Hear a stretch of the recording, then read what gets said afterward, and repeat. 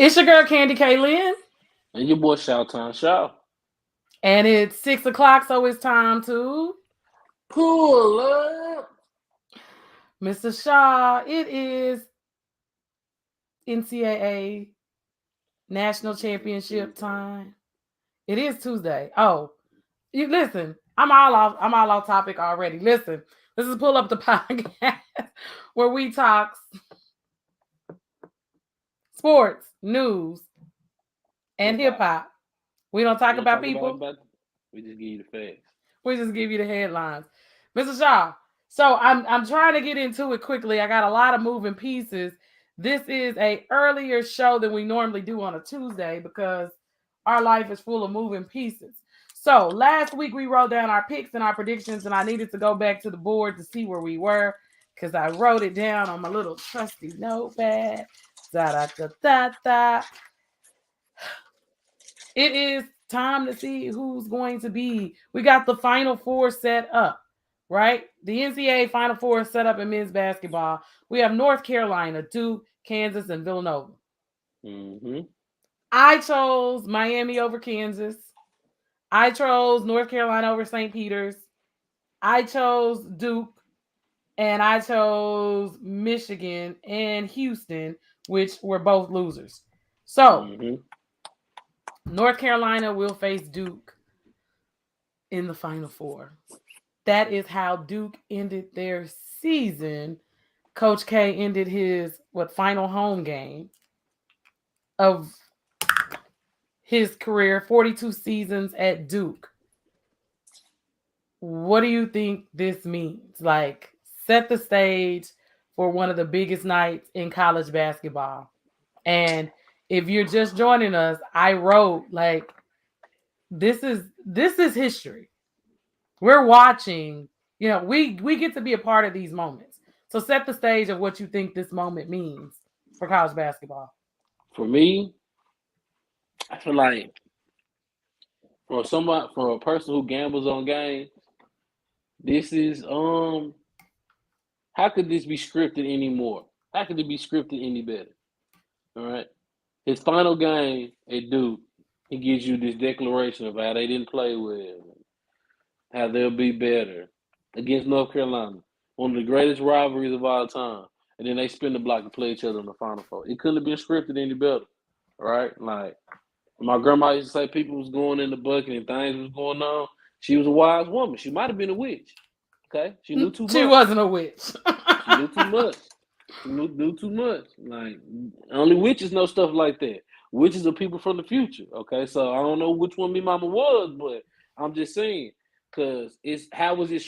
Oh, it just happened this way. UNC was not good this year.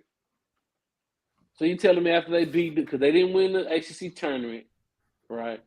So and they were just on the road. I'm not knocking North Carolina. I'm not knocking Duke. Just it seems so scripted perfectly that Coach K's his Final Four, his last time playing North Carolina, he will beat them. So he won't go out on the note that he didn't beat North Carolina his last time. So he's gonna beat them because again, if it was scripted any other way, they would have beat North Carolina twice in the regular season. Then ended up here and then Coach K loses to North Carolina because it's the third time he played them. No, now he'll beat them. He'll go 2-1 against them this season. And for me, it's you know, I'm happy to see. I'm happy to see what we saw. I just do believe. I believe in the fix at this point. From somebody who bets on games, if you look at it, you just say, how did that happen? Right? North Carolina didn't have to play, and again, it just happened. So St. Mary's just didn't have enough when they got to North Carolina. And again, North Carolina was not that good this year. They were not North Carolina. Oh, two of the teams in the Final Four, Kentucky beat by 20 this season. Mm. North Carolina and Kansas both got beat by 20 by Kentucky at their respective homes. Right? Okay. So, the narrative, Coach K deserved to go out this way. And it just is what it is. So, Mr. Shaw, I have to come with the stats and things that people care about, right? And as you said, let's start with the fact of during this regular season, the two head-to-head contests that Duke and North Carolina have had this season. On February 5th, Duke won 87-67 at Chapel Hill. And then on March 5th, Coach K's final home game, it was 94-81. North Carolina won. So they split the season 1-1, right? This season they split 1-1. So here's a little backstory. I got a Let's Go Duke. Thank you. You like the camera quality? Might as well. Ray Lewis got to go out on top. You're exactly right. So they split the season 1-1. This was the most storied season for Coach K because when you were Coach K, as you said, his story couldn't have been written any better. When you set those brackets up, Coach K had to see North Carolina or he had to see Michigan, right? You needed the theatrics. There needed to be something good. Last year was our first year back after, remember, we didn't get college basketball. Literally, the world shut down. So I think the level of excitement that this is going to bring is going to be big for the game. Not only big for game, like we said, sports history. We, as sports fans, understand the ones of us who do what you and I do. We're living history moments. Okay. This is not you telling me that Michael Jordan in North Carolina won the NCAA Championship in 82. This is me watching. I've watched Coach K win national championships. I've watched Kristen Leitner. So the stories and the history, we got to see it. I know about the legacy of Michigan in the Fab Five. I grew up in that era. So to see Coach K for 42 years, people who've seen his 42-year storied career and Duke fans, this is big. For those of you who are tuning in from around the world, Duke and North Carolina are 10 minutes apart. They're 10 minutes apart, okay? The first game that they ever played was January 24th, 1920. January 24th, 1920. Let that sink in. It is kind of one of the greatest rivalries in sports.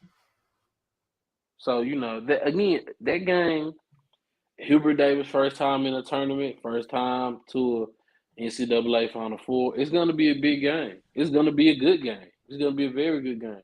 And not to say Kansas versus Villanova. Villanova isn't going to be a good game. It's definitely going to be a good game. It's not going to be a high-scoring game. But Villanova and Kansas is not North Carolina and Duke, right?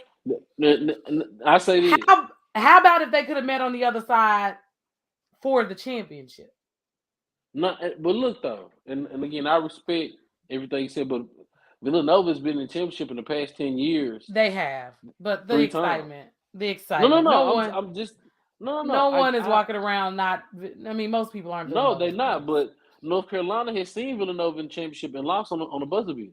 Right. So again, Jay Will has been there. He is one of those coaches those coaches in the NCAA.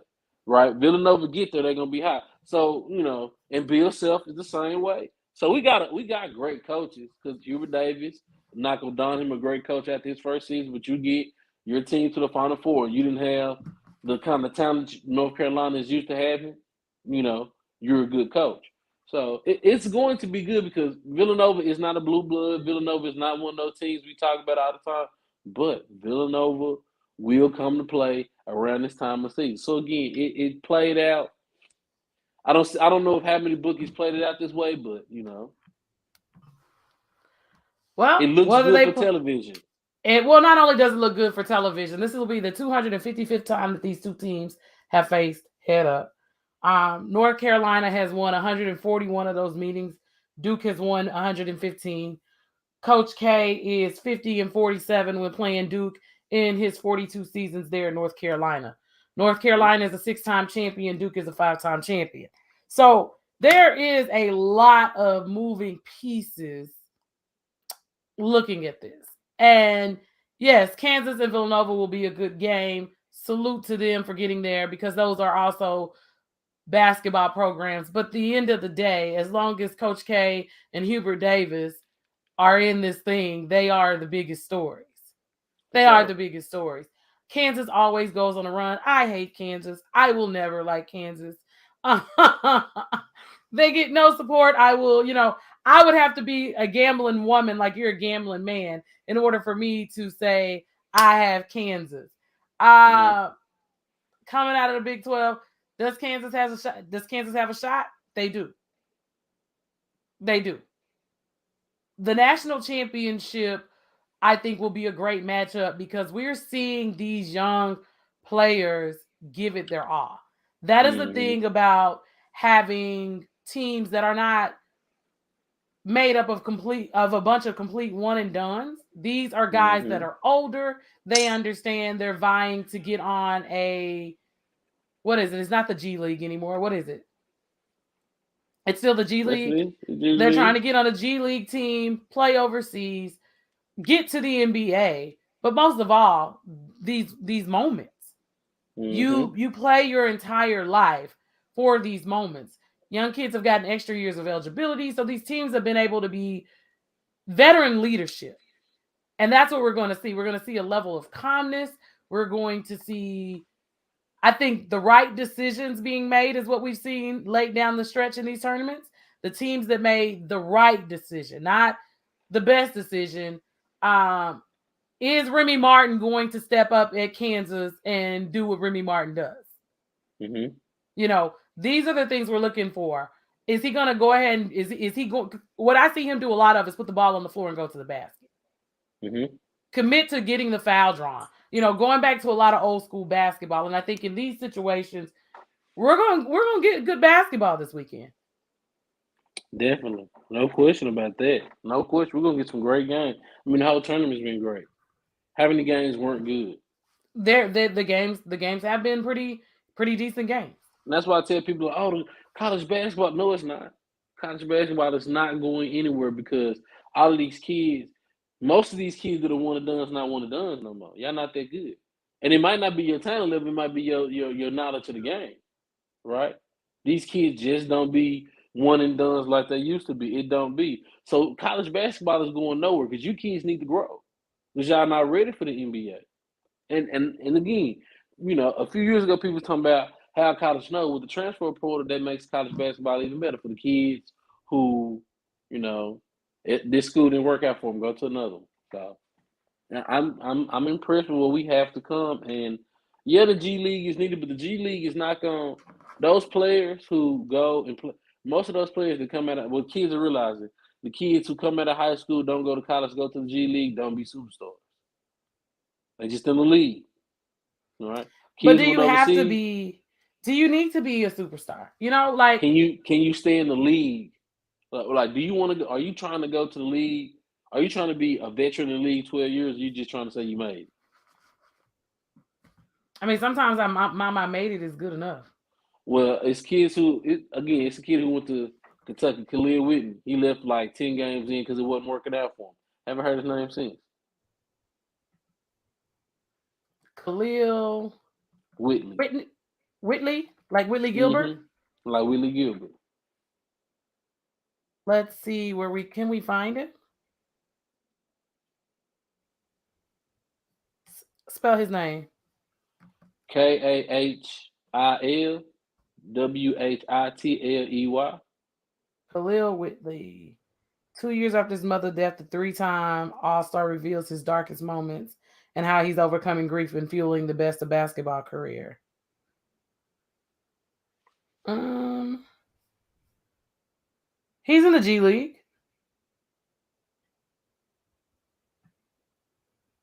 Yeah. Ain't never coming out. For the Vipers. Just in the G League, never coming Yeah. out. Well, here's the thing. That's a part of the game, right? Again, good decisions. That's what I said. If you survive 12 years in today's NBA, there's a good chance you get a max contract. So longevity should definitely be the goal. I agree, longevity should be the goal. But for the guys that can't get there, sometimes mama made it is just enough for some guys, right? And it's also about choices, right? And these are things that we talk about constantly on this show. For these athletes, understanding the game is so important. As you said, understanding And they don't understand understanding the game. that first decision of where you choose to go to college. And it's good that teams like St. Peter's are showing up in the tournament. Norfolk Mm-hmm. State is showing up in the tournament. Texas Southern showed up in the tournament. Shaq's oldest son is now transferring. So I'm in the transfer portal. So I'm Mm-hmm. wondering, is he going to end up at Texas Southern as well? Because the reality of the situation is, yes, if you can go to Kentucky and you can play on national television, you can go to Duke or North Carolina or Kansas, and you can get these great schools. Make sure you're a fit at that school. Mm-hmm. How many people are already sitting in front of you? Mm-hmm. And also, young people have to understand it takes work. Like, you're good in high school. Some of y'all aren't, some of y'all are McDonald All Americans. Some of y'all aren't even at McDonald All Americans. So you're kind of good in high school. When you get to Mm-hmm. college, everybody who's on those rosters, Are good. They're good. Because they didn't put in the work. Yeah, and not only were you the best, they were the best coming out of their state. Some of these kids were the best coming. Some of these kids were number 6 and 7 in the nation. So the work has to be continued. You have to continue to put the work in when you get to that level, and you have to make smart decisions in the beginning, right? I agree. G League salary is better than working in some office. So I see both sides of the coins in terms of the mama I made it mindset. And that's all that I'm saying. If you love basketball and you can spend 10 years in the G League, wind up coaching for the San Antonio Spurs, or a collegiate level, or, wind up like the coach of St. Peter's that was a McDonald All-American with Kobe Bryant. Mm-hmm. These things matter because you have the experience. So if you have your eyes and your heart set on the NBA, you've got to work as hard as everybody else that's already in the NBA to get there. So this is about work. This is about, we didn't talk about women's basketball because I know sometimes you're like, yeah. But women's basketball Final Four, Dawn Staley, UConn, Gino and UConn is back. Dawn Staley, they bully Stanford, Howard. They bully Howard. They bully. But Stanford, you said Stanford. Stanford, it's I can't even think. South Carolina, UConn, Stanford, and Louisville on the women's side, where her big, Alea Boston, is working with Tim Duncan. Mm-hmm. So there's levels on every level of getting to the next. Yeah, Dawn Staley has some cute girls on her roster too. Well, she also has the McDonald All-American Slam Dunk champion who won the Slam Dunk contest, headed to South Carolina as well. So there are just different levels to this. I'm not sure where Mr. Shaw went, his ghetto internet service. Y'all, his internet is janky. But for those of you who are just joining us, we are talking about the Final Four. We've been talking about Coach K and Duke meeting Hubert Davis, first-year coach at North Carolina. Hubert Davis played in the NBA. What he's been able to do with that North Carolina roster. We talked about the women's championship. Mr. Shaw talked about how Dawn Staley and South Carolina bullied Howard, which they did. But that's what happens when a number one seed meets a 16 seed. I'm glad Dawn Staley has attractive women on her roster. I don't know what that means, but you know whatever. What that means. Dawn Staley wanted some women on her roster, so she wanted good looking ball. She got good looking ball players. She got good looking ball players. Not that I don't think she went out to. I don't think she went out to recruit. She was like, oh nah, I'm telling you right now, she was like, ooh, she's marketable and she can hoop. We could put her on a poster or a flyer to get people to come out and come. They'd be like, oh, she's an attractive young lady. Let's go. But Dawn Staley is very attractive. Duh. That's what I'm saying. But she didn't take her time to yes, she did. She want girls on her roster that are attractive like her, because attractive people like attractive people. She said, I want good looking hoopers on my roster. So when we take these pictures and when we put this calendar out and let them know what the games, they can look at these girls with their hair done and their makeup done. Don Imus can't call them know what he said. Right? Dawn Staley made sure of that. She ain't want no more she ain't want no honest comments about her roster. Because they are good looking women. What they heard done. She can't nobody call them nappy headed nothing. Because ain't none of them nappy headed. I ain't see a girl in that tournament with a nappy head. I mean, Alea Boston is making money on her colorful braids, which we talk news on this show. So just a little before we get out of here, the Crown Act has been passed. So her colorful braids would have been a conversation, or as you said, Diane Imus a few years back made the comment about the nappy-headed basketball players. Again, someone is always making reference to a black woman's hair. And that's a conversation that I'm going to have also the second part of the show. Well, I've also already had to tell 10 and 11-year-old girls, you don't touch black women's hair because no one had ever told them before. And they looked sad, but I can't care about your feelings more than I care about my own. And you don't touch black women's hair. So the appropriateness of the Crown Act for there to have been a Chris Rock joke about a black woman's hair. Mr. Shaw, I hope you're learning something. Don't be talking about people in the audience. Nah.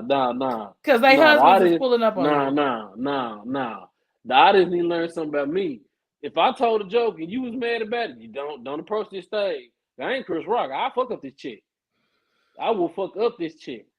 This chick will be you. Now I'll throw the microphone at you before you get here. Then I jump off the stage. No, don't Will Smith me. Don't do that. But that taught us all a valuable lesson. It taught us all a valuable lesson. Taught us all a valuable lesson. Yes. Watch what you say. Watch what you say. And don't be playing with people wild. You can't be playing with people wild. That's not. Well, we're gonna talk about that on the second part of the show, Mr. Shaw. I don't know if you're joining us.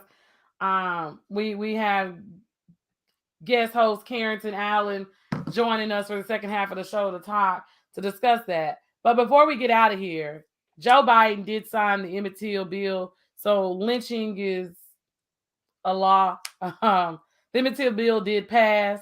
The Crown Act has passed. We are awaiting, hopefully by the middle of April, our first African-American Supreme Court justice.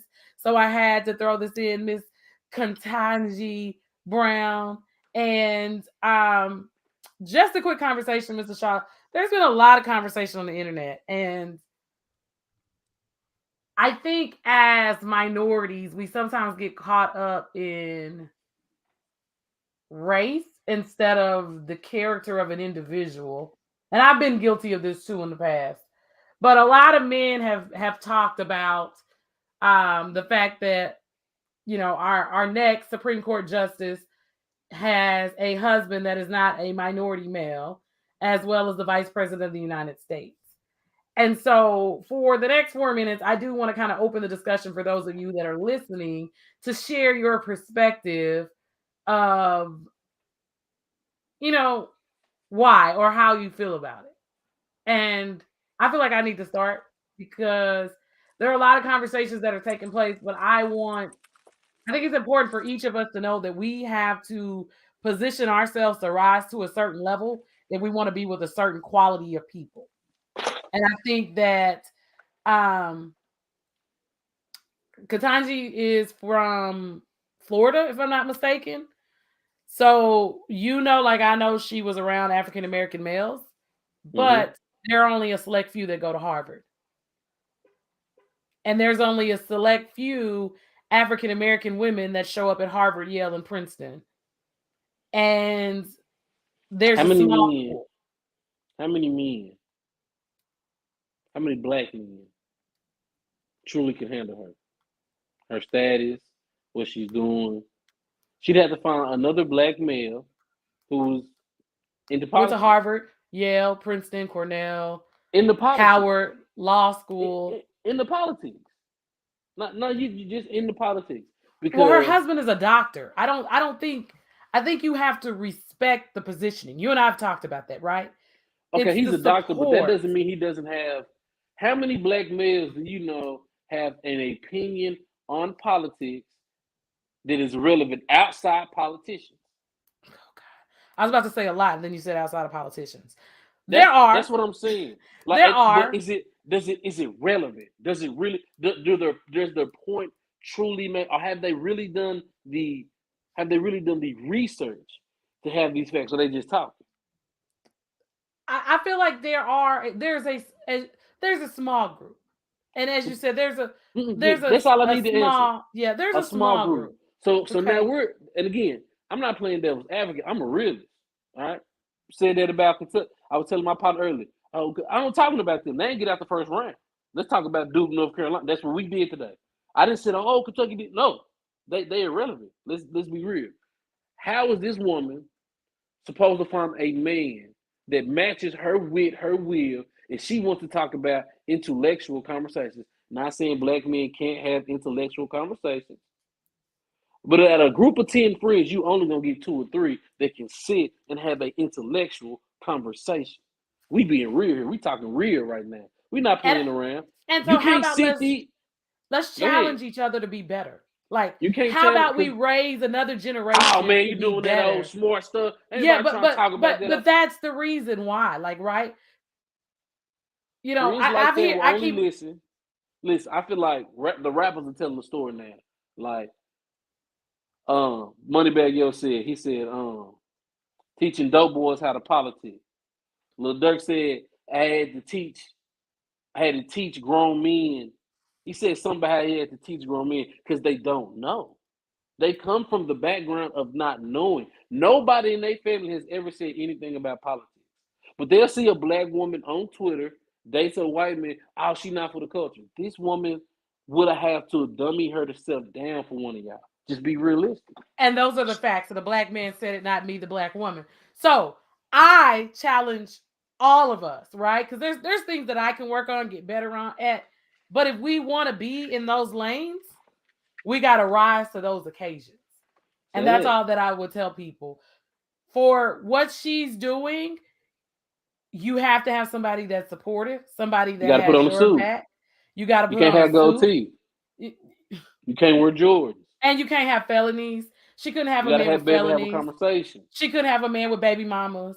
She couldn't have a man that had family members that had felonies, that was on the run, that had warrants. Mm-mm. So sometimes, like I tell my kids at school all the time, our behavior always matters when we're trying to be with someone going to those levels.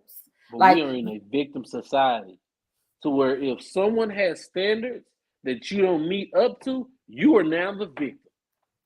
If someone has standards that you can't live up to, you are now a victim. And that shit pisses me off because I well, have standards. Mr. Shaw, it's not about standards, right? There are just certain people, you can call it bougie, you can call it whatever you want. I'm We ain't definitely in the not same bougie. lane.